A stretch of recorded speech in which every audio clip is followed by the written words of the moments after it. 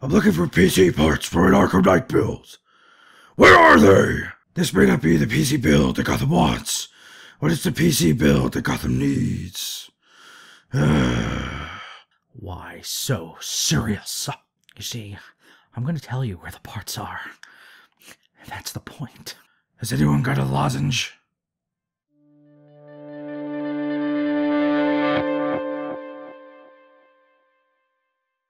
Hey, what's up, Slunts? Joker here. Today I wanted to kick things back off on my channel after getting back from the surgery and the recovery with another PC build. The last time I did one of these builds was for The Witcher 3 and the video did really well. So I figured I wanted to maybe make that a consistent thing with games that are coming out that are, you know, really demanding titles and the kind of games that are going to push our systems to the limit. And to that respect, the next game I want to focus on with this build today is going to be Batman the Arkham Knight, which is coming out just in a few weeks from Rocksteady after they had basically a year off or a game off, so I guess you could say, because Arkham Origins was not worked on by Rocksteady, but they did work on, Arkham Asylum and Arkham City, which were both, I think, unarguably the better two of the games that have come out so far, and Arkham City definitely being the best of the trilogy up until this point. But now we've got the Arkham Knight coming out, and I'm really looking forward to it. You can finally get in the Batmobile and drive around in Gotham City, which looks absolutely awesome. They're using parts of the Unreal Engine 4 in this game, so that's going to be interesting to see. And so far, from what we've seen from tech demos and a little bit of gameplay that they've shown, the graphics look absolutely incredible, which is really no change at all to this franchise. These games have always been pushing the boundaries of graphics and adding in things like physics, and basically they've also always worked with Nvidia in that respect and having like advanced physics technology, and expanding that in Arkham Origins, adding in things like HBAO+, TXAA anti-aliasing, and continuing the tradition with the advanced physics options, adding to things like the cape, snow on the ground, which was pretty much all over in the city as it was snowing pretty much throughout the entire campaign. And as you would roll around in the snow would depress, from you being in it and things like that. It looked absolutely incredible, but it was very demanding on the system. Let's make no mistake about that. These games, to push them out on max settings, have always been pretty demanding titles if you were looking to run it at all max settings with all the post-processing effects and getting 60 FPS. So it was no surprise to me when the system requirements came out a couple of months ago, which I actually focused on in a video, which I'll put a link to up here in case you missed and you want to see the full system requirements for Batman the Arkham Knight. But I do have them up here on my screen, and what we're primarily going to be focusing on are the Ultra system requirements, just like I did with my Witcher 3 build, because this is more of a, a PC hardware enthusiast channel and gaming channel, where I think most of my viewers are really focusing on pushing the boundaries of PC gaming. Not to say that, other people aren't here subscribed as well, but the builds I like to do are usually for playing games maxed out at 60 FPS, because that's the way that I like to play them. So that's what we're going to be talking about here today. Some of this might not apply to you if you're, happy playing the game at medium at 30 FPS. Obviously, you're not going to need as hefty a system. And before I jump in and start listing any parts, I want to say please, if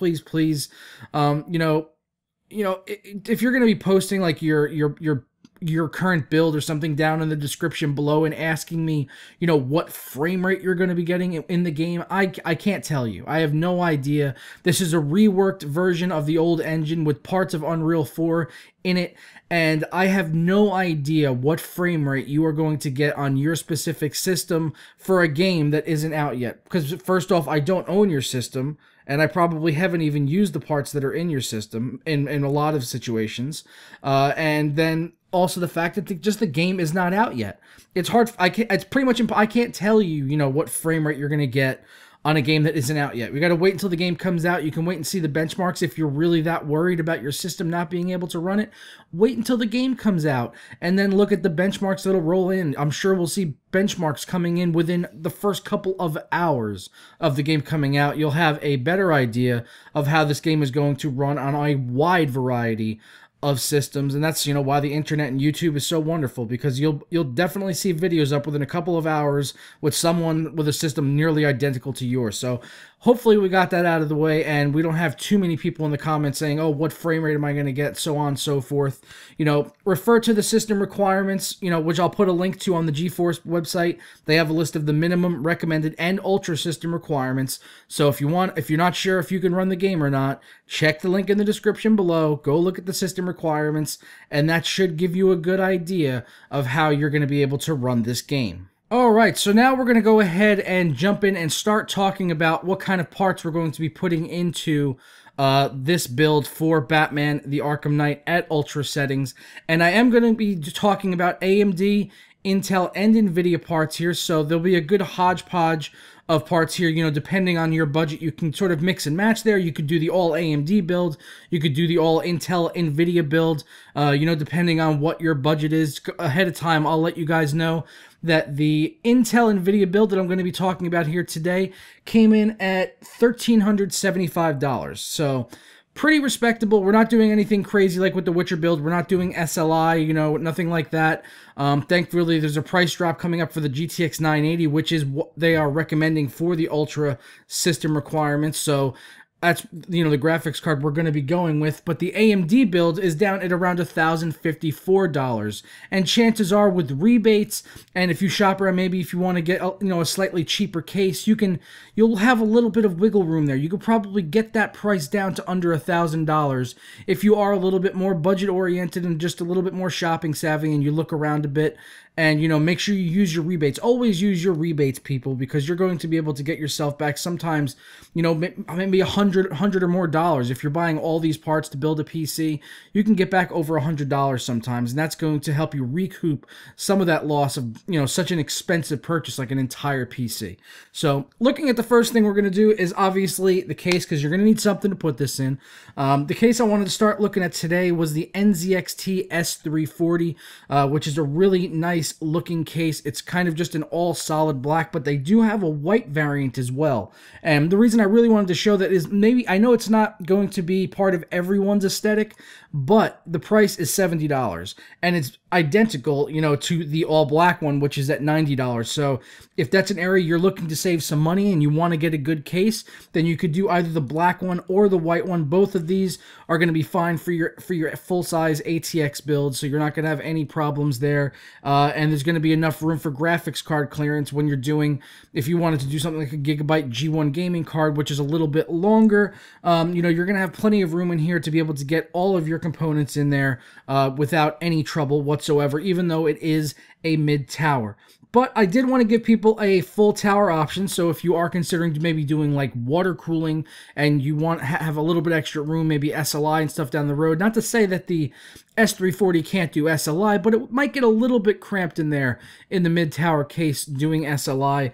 My go-to case really for full tower builds has been for a while now, is the Phanteks Enthoo Pro. We did the same case back in my Witcher 3 build, because for $100, you will not find a better case out there, bar none. I will stand by that, you know, to the day I die, at least up until right now at this point. You will not find a better case out there for $100 in a full tower that has as many thought-out features as the Phanteks Enthoo Pro. They have all the same types of features you would see in more higher-end cases, like $150, $200 cases, as far as having well-placed rubber grommeted cutouts, having things like cable tie-downs already pre-applied in the back for your front-end connectors that come on the case. Those are already pre-routed and behind Velcro sleeves to make cable management just that much easier. This case is absolutely noob friendly. I mean, anyone could build in this case. It's super, super easy. It already comes stock with a big 200mm intake fan at the front and another 140mm fan at the back. So, I mean, you really don't even need to add any extra fans to this case if you really didn't want to. That really should be sufficient. But if you want to do like an all-in-one water cooler, which I'm not going to be discussing in this particular build because we're trying to keep costs down a little bit, you totally could do that. You could totally throw in an all-in-one cooler. You just got to make sure you check on the millimeter thickness of the radiator. Make sure you do have enough clearance with the motherboard that you're going to go with on this build. But at $100, like I'm saying, the Phanteks Enthoo Pro, really one of the best cases out there. I'll actually link down in the description below to an excellent review by Dimitri over at Hardware Canucks, who gave this one of the an extremely glowing review, and I believe it was his case of the year for 2014, and it would be my case of the year for 2014 as well. I've built inside one of them. I've done client builds with this case, and it is fantastic. Moving on from the case, though, getting into some more of the nitty-gritty, the good, the hardware, the insides. We're going to start with the Intel side of things. So for a good price motherboard with good solid performance, got 4.5 stars on Amazon. We're going to be looking at the Gigabyte GA Z97X UD3H BK, which means it's the black edition basically. So pretty much an all black board with some yellow accents on there. Really nice solid board. Gigabyte has a good track record of putting out solid boards. And in the past year or so, when I've been looking at motherboards actually, on reviews on websites, I've seen the least amount of DOA, dead on arrival, reviews from people regarding Gigabyte boards. They are pretty much solid all the way around. They've got a great UEFI interface, and it's going to be able to do more than what you need just to be able to get your system up and running. Should be able to get you to overclock well. You don't have to worry about going out there and buying like some $300-400 Asus motherboard to be able to game. This is going to do the job for you just fine. It's going to be reliable, and it should last you a good few years or so until you're ready to upgrade. And to go inside of that, we're going to be using the i5 4690K. Now, on the recommended requirements, or the ultra requirements even, from, on the GeForce website for Batman the Arkham Knight, they're saying an i7. Now, we've been seeing this as a more and more common thing, really. So many people have been recommending i7s for games.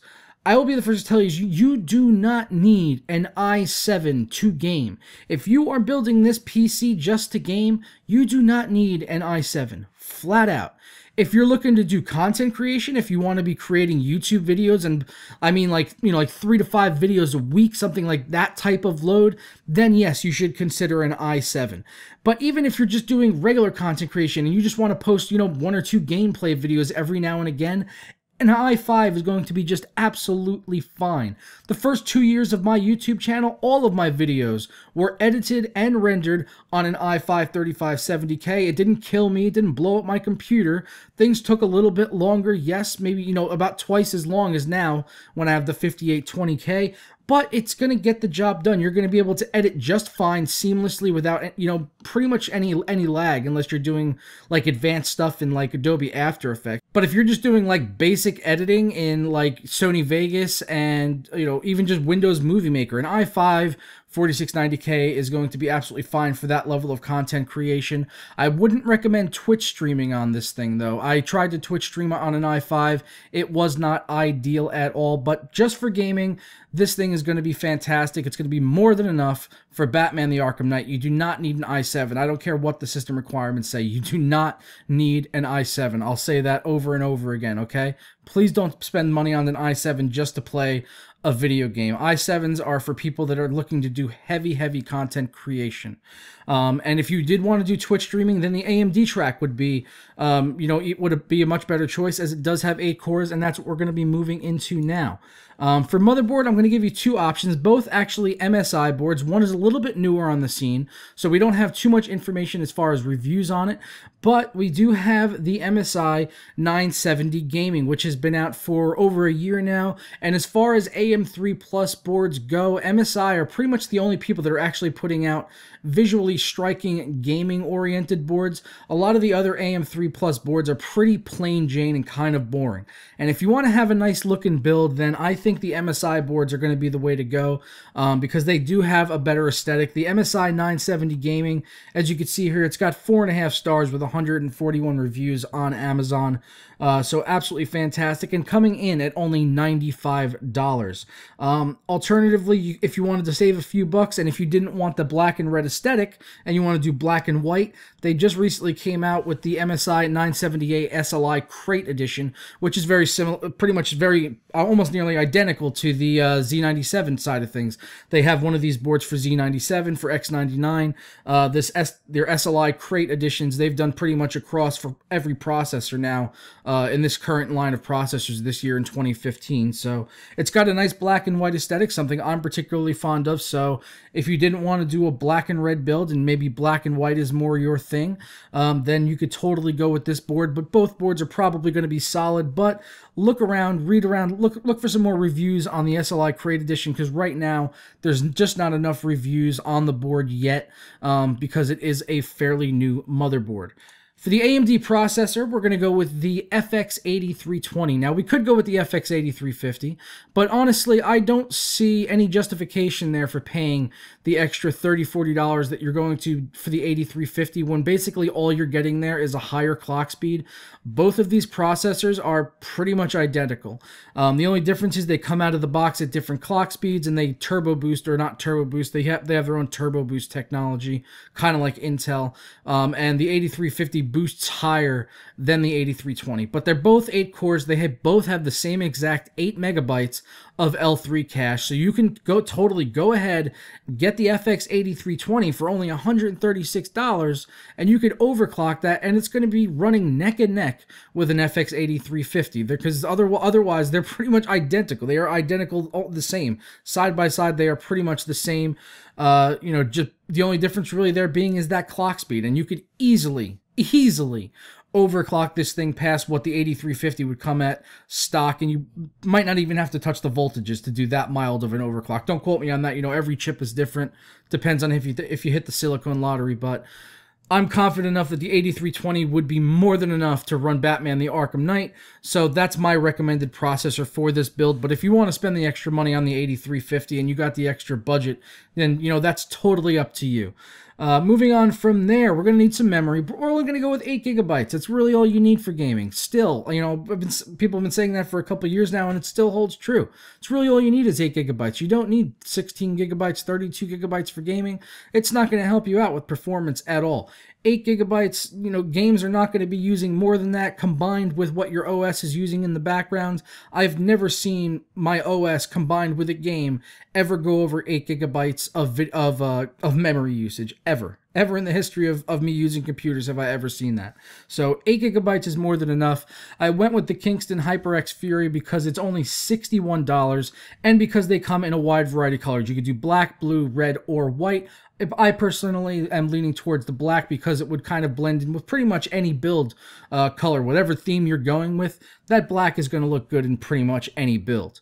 Going on from there, we're going to do the CPU cooler, and you could save some money here and go with the old standby, the Cooler Master Hyper 212. That's the old standby. You can get one for $25, and it's going to perform more than adequately and a hell of a lot better than any stock cooler that's going to come with your processor. But if you are wanting to get a little bit more performance than that, you could go with something like the Fantex U-Type Dual Tower Heatsink Cooler. I used one of this on Jinx's build. If you remember, a couple months back, I did an entire PC build on a live stream, and I used this cooler in his. I used the white and blue variant. They do come in a variety of colors. The one I have up here is the black and white, but they do have a variety of colors. Just, check the links down in the description below. There's going to be links for all these parts down in the description below, folks. So if you want to check out anything I'm talking about here today, just check the links down below. And if you do use those links, it also helps me out a lot with the channel, because I do get a little kickback if you buy anything using my links. But this cooler right here is absolutely solid. This thing ran pretty much whisper quiet. It kept his CPU at around 30 to 32 degrees at idle, and that was a 4790K. When I overclocked it, it was running idle around 34 degrees, and in games and running Prime 95, we never saw the CPU go over about 65 degrees. So this thing is going to knock temperatures out of the park if you're looking to overclock and you want a little bit more serious CPU cooler, but you don't want to go full on all-in-one water cooler, this is going to do the job more than well enough, and it'll actually be quieter than an all-in-one water cooler. Air coolers are quieter than water coolers. Trust me, I had an H220X in my old build, and when I built my X99 build, I got rid of it, and I went ahead with air with a single fan, and my temperatures are absolutely fine, overclocked at like 4.6 and rendering video. So you really don't need an all-in-one water cooler. They're a nice aesthetic thing to have, a nice little bragging right to sort of raise your EPing level a little bit, but really not necessary. So I'm recommending the Fantex U-Type dual tower heatsink at just $50, which is a really good price for this particular cooler with how good it is. Other coolers, you know, around this price, you're going to see more around the $60 to $70 range. So for this one at $50, really right in the middle there, and just top-notch for performance though. So it's going to be performing as well or better than some of those $60 and $70 CPU cooler options. Moving on from there now, we've got graphics cards, obviously the most interesting part of the build. Now, as we're talking right now, the EVGA ACX 2.0 card is priced at $552. But the GTX 980 Ti was just announced within like the last 12 hours as coming out at $650, and the 980 is what's recommended for the Ultra system requirements for Batman the Arkham Knight. Now, as soon as those 980 Ti's start shipping, like tomorrow, the next day, so probably maybe even by the time you're watching this video, these cards are going to be dropping down to around $499. So for $500, you can get in the door with the GTX 980, which was up until, you know, just a couple of weeks ago, the flagship card for the 900 series. It's what I have two of them in my system right now. They're absolutely fantastic cards. If you're looking to get a system to run Arkham Knight at Ultra at 1080p 60 FPS, the 980 is going to be the way to go. You do not need to go out and spend $650 on a 980 Ti. If you're looking to do more 1440 or 4K gaming, then that's definitely going to be more in the realm of what you're going to want to spend. But $500 for a 980 is going to be an absolute steal in the next couple of days when this price does come down, and it will annihilate Arkham Knight, no problem. You'll be able to play this game at Ultra 1080p and 60 FPS. So $500 on the EVGA GTX 980, which is the one I recommend. I like this one the most because of the aesthetic, but you know, that's me. I like the black colors. Maybe you want to do something like the MSI or the Asus Strix because you like maybe that black and red color scheme. Like if you were going to do that MSI motherboard, the MSI 970 gaming motherboard, and you wanted to do more of a black and red theme, then you could totally go with the MSI board, graphics card, or the Asus card. Totally your preference, man. At the end of the day, a 980 is pretty much a 980. You're really just paying for a different aftermarket cooler. Some perform better than others, but I like the aesthetic of the EVGA card, and also they have the step-up program, which is fantastic. If you're not familiar with the EVGA step-up program, if you buy a graphics card and then within 90 days a better one comes out, you can send your card back in and they will replace it with the newest, latest, and greatest card, and then you only have to pay the price difference. This is what I'm planning on doing with my 980s for the 980 Ti's. I'm going to be sending these back, and I'm only going to wind up having to come out of pocket like a couple $100 to upgrade to 980 Ti's, rather than having to go through the whole process of like selling these on eBay and then buying the 980 Ti's and probably losing a little bit more money there because of eBay seller fees and things at the end of the day. But the EVGA step-up program is fantastic, and that's why I recommend their cards, you know, more than any other cards right now, is because that step-up program is just fantastic. Alright, now bouncing over from the Nvidia side of things, we're going to be looking at an AMD card, the R9 290X, and keep in mind, as we are talking about this, you know, it is priced at $329, which is going to give you absolutely phenomenal performance. Price to performance wise, you're not going to find a better card on the market than the 290X, bar none. You know, price to if you're looking to save a little bit of money here and you're looking to do more of that $1,000 build, or maybe you already have a system up and running and you want to just throw something in there that's just going to kick ass at games and have, you know, 4 GB of video memory and just be a good solid performer right now today, and you don't want to wait for the 300 series, then the 290X is going to be a fantastic option at only $330, and it should be able to run right up there with the, you know, the GTX 980, you know, in terms of performance. It won't be able to run all of those Nvidia GameWorks features, which are going to be in the Arkham Knight, as it is an Nvidia, you know, sort of optimized title. It's going to have GameWorks features again, PhysX, TXAA, HBAO+, all that stuff. Which some of it is not going to be available to AMD users, so unfortunately you're going to miss out on that. But as a result of that, you're not going to need as much power to actually push the game because those features are really, really demanding. And, you know, they just add a little bit of extra flair to the game, but you'll still be able to run it at Ultra, and you should be able to do pretty damn well with the 290X at only $330. You can wait for the 300 series to come out, but chances are when those come out, they're going to be priced just as high as like the 980s and 980 Ti's. Like when the 290X came out, it was priced around the same price as the flagship Nvidia cards. So that whole price to performance thing is kind of go out the window as soon as a brand new series of cards hits from AMD, because they're going to be priced competitively with the Nvidia cards. They're not going to be around, don't expect the new 390X to come out and be $330. Expect it to be like $500-$600 more in that price range. You can bet on that. It's not going to be at this price. The reason that these are this price is because there's a new series of cards coming out, and because this card is like a year and a half old, or maybe even a little bit more if I'm not mistaken. So that's why the price of these cards are down so much, but they're still really, really competitive in the scene. This thing can still keep up with a 980 in a lot of games. So don't, put the 290X aside and say, oh, forget that, I want, a 980 or a 980 Ti or something crazy like that. 290X is still going to be more than efficient at being able to power a lot of these games at Ultra at 1080p, and, it should be just more than fine for the Arkham Knight. I'm confident in that. Going on from there, for a power supply, I'm looking at EVGA power supplies. The reason being is I'm using one in my build, and after looking at so many power supplies out there, as far as gold-rated modular power supply goes, the prices are usually pretty exorbitant. But if you want to get a good price to performance and actually still have high-quality components, the EVGA ones, I'm not seeing really anything else out there competing with them at their particular price point, and still using things like high-quality Japanese capacitors, which is something you want in a power supply. You do not want to skimp on a power supply and get some shitty, like, Corsair, what is it, CM or the CX series power supplies, like, that are like $50. I mean, yeah, you can get those, and they might do the trick, but you know what? They could also pop and then instantly take your entire system down with it. So please, please, please do not skimp on your power supply.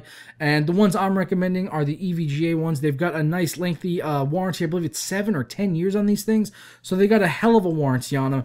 They're competitively priced, so they're, for the 750 watt, you're looking at $127. If you needed to bump that up a little bit to an 850 watt, it's only $138. So not that much of a price. Was it like about a $10-11 price difference there? So if you need the 850 watt, you can do that. But 750 or an 850 watt is going to be more than enough for either of these builds with a single card. If you're thinking about doing SLI down the road, then maybe you might want to think about a little bit more, but just, refer to a power supply calculator, put in what your system is going to have in it, and, go from there. But for a single card solution with either of these builds, a 750 watt is going to be more than enough for what you're looking to do with these builds. Moving on from that, we're going to want to put an SSD in there so we can help with the fast boot. Maybe we get Batman Arkham Knight installed on the SSD, as we'll have some room left over for a couple of games, not too many, because we do want to keep cost in line again. So we're going with a 250 gigabyte Samsung 850 EVO, currently my favorite SSD on the market, competitively priced, uses 3D stacked NAND just like in the previous 840 Pro series. So at under $100 for a 250 gigabyte SSD, that's an absolute steal. I mean, compared to, prices from just like 2 years ago, a 250 gigabyte SSD you'd almost be paying like $1 a gigabyte. So the fact that you can get these now for under $100 and some of the best SSDs on the market is just absolutely insane. It's a no-brainer nowadays to get an SSD for your build and get a 250 gigabyte. Don't even bother with 120 gigabyte, which are $68. Spend the extra $25 or so and get the 250 gigabyte. You will thank me later, because you're going to have that extra space on the SSD. Besides just your OS, you're going to be able to get some more programs on there, and maybe 1 or 2 games, get it on there so you can have some faster boot times. Maybe on your favorite games, like if you have like Battlefield 4, if that's your primary game, you'll be able to get that on there and be able to get into the matches and get into you know, loading into lobbies a lot quicker having that on your SSD. And having the 250 gigabyte is going to be essential for that, because with a 120 gig, you're pretty much going to have your OS on there, few startup programs, and that's it. The rest of the space you have on there, you're going to need for like your documents folder, which is going to fill up, you know, over the course of a couple of years. You're not going to have room for much anything else besides that. So I advise 250 gigabytes minimum for an SSD boot drive. Going on beyond that, you're going to need some mass storage. Obviously, 250 gigs isn't really enough, and $60 for a 2 terabyte drive. I'm recommending the HGST drives for the same reason I mentioned back in my Witcher 3 build, is that they are the most reliable mechanical hard drives on the market. There was a study done comparing drives like Seagate, Western Digital, and HGST as far as failure rates are concerned. I'll put a link down to that article in the description below if I can remember. If I forget, let me know in the comments and I'll go ahead and I'll put the link in. But I'm going to try my best to remember to put that article in there for people. But HGST has the least amount of failure rate as far as any mechanical drives go, and they got really, really good pricing. 2 terabyte drive, 7,200 RPM, $60, more than you're going to need. It's going to be able to hold plenty of games on there, movies, music, whatever you got. Prawn, you know, totally up to you, man.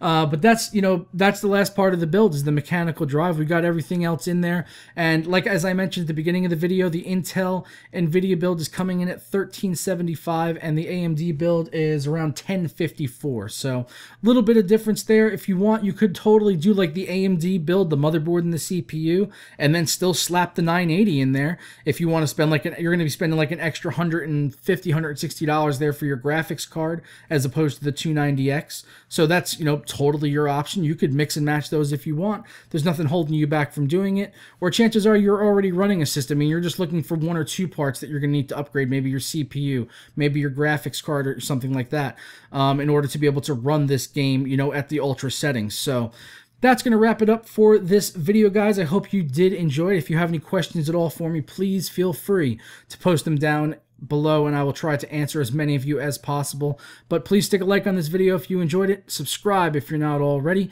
and stay tuned to my channel, as I'm going to be doing a lot more Arkham Knight news and videos coming up in the near future as we get closer and closer to the launch of the game, as well as followed by my performance review like I do for every game now as they come out, going over the full graphics options and, you know, key binding options and all of that really, really nerdy, geeky stuff. So if you're into all that stuff, be sure that you're subscribed for that review when it does come out, probably the day of the game, really. And then also Twitch streaming as well. I'll be Twitch streaming the game when it comes out. So keep an eye out for all that. I'll catch you slunts next time. Tara.